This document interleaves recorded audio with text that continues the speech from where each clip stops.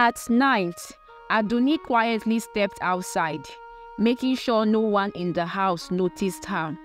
She met with 3 men by the gates, handing them a small bundle of cash.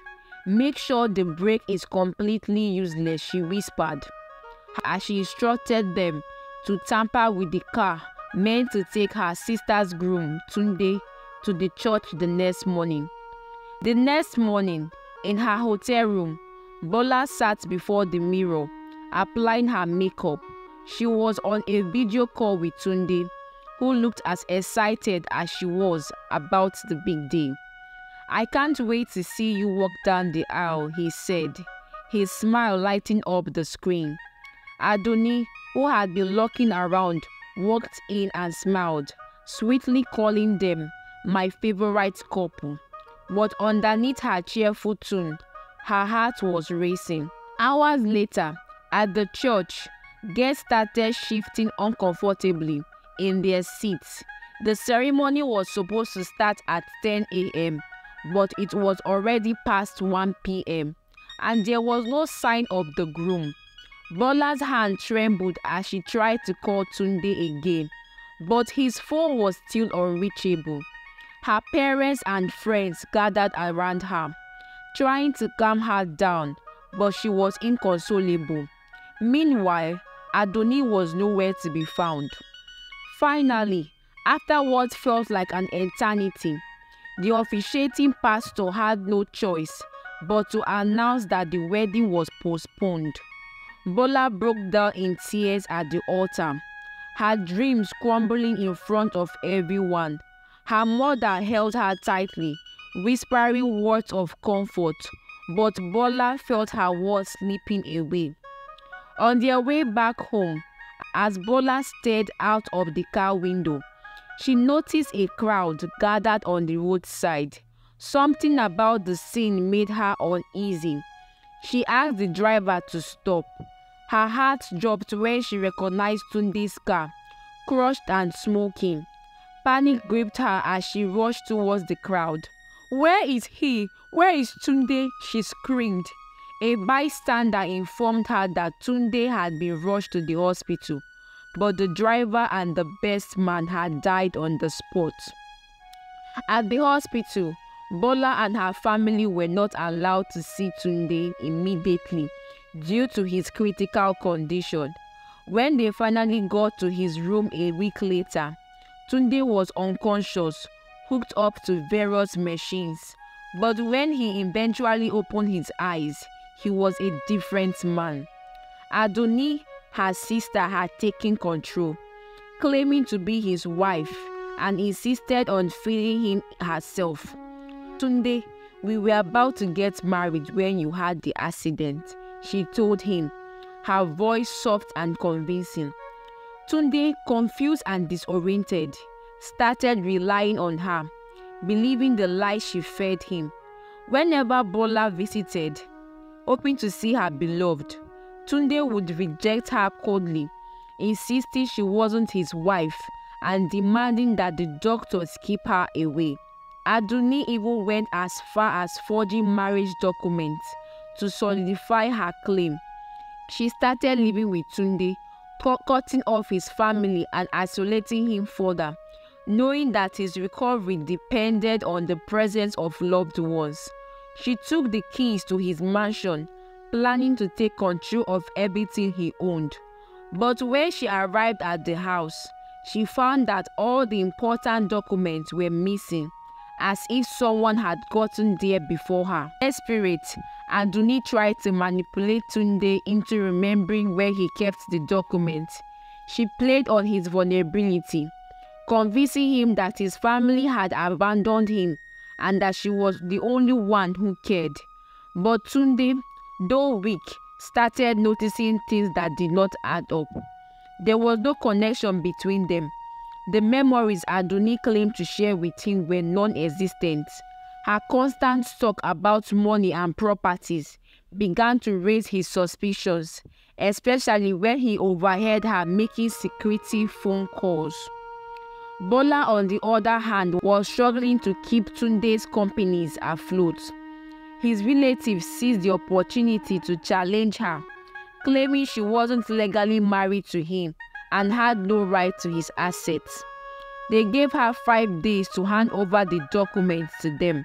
Because of the increasing complaints from Tunde's relatives and Adunni, the bank decided to freeze all of Tunde's accounts.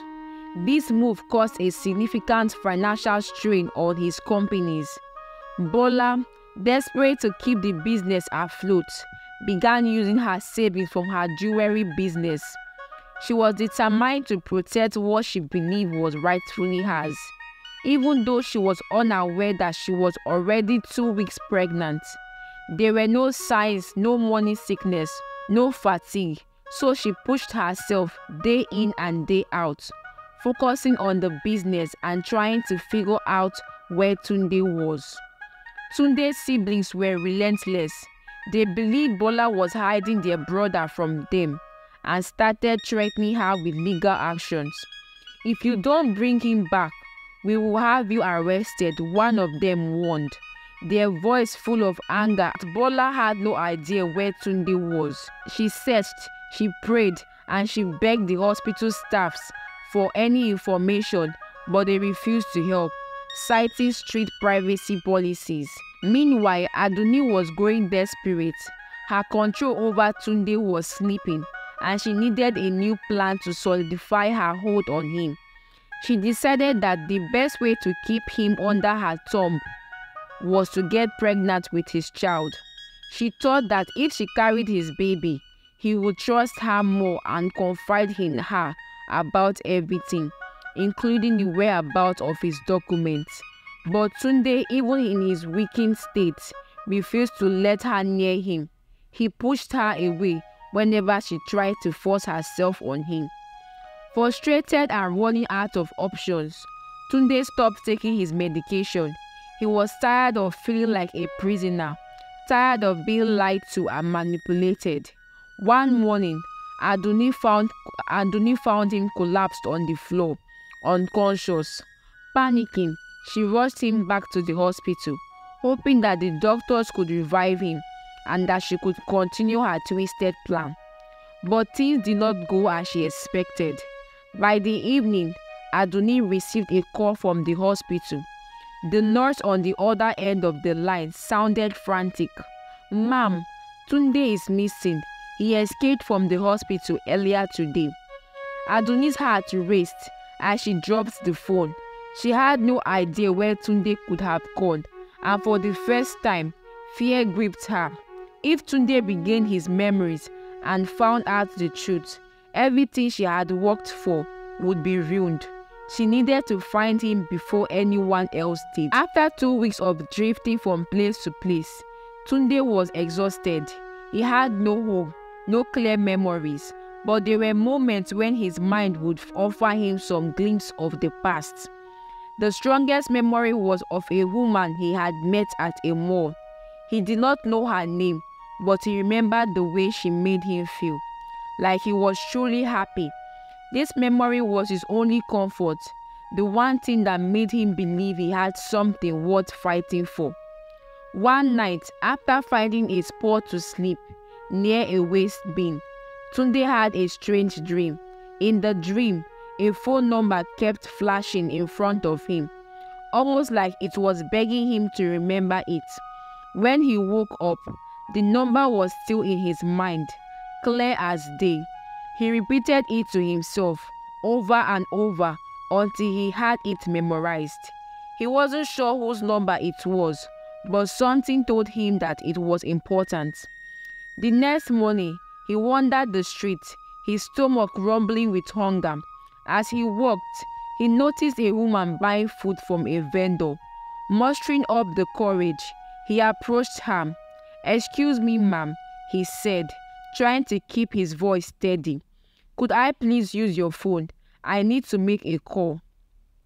The woman hesitated, looking at his worn-out appearance, but after a moment, she handed him her phone.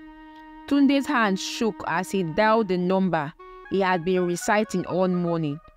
But instead of a voice, all he heard was the mechanical message.